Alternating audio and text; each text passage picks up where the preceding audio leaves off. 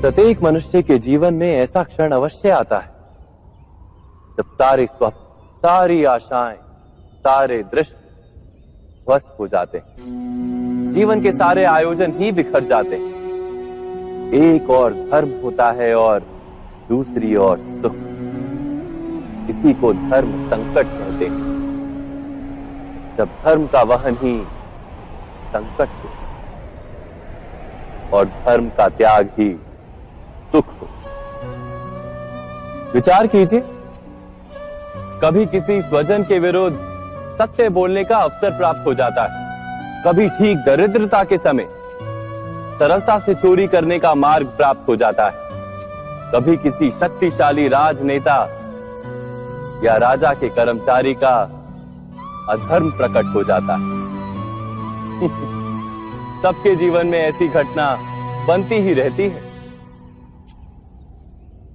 अधिकतर लोग ऐसे किसी क्षण को धर्म संकट के रूप में जान ही नहीं पाते। हमें किसी प्रकार के संघर्ष का अनुभव ही नहीं होता।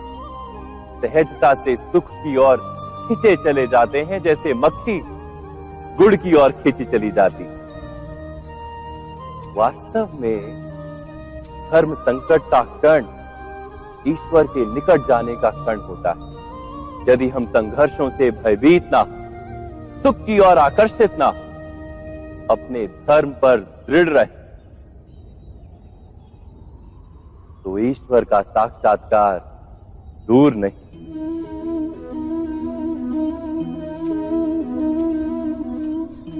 पवन से युद्ध करने वाला पत्ता यदि पेड़ से गिरता है तो भी आकाश की ओर उठता है।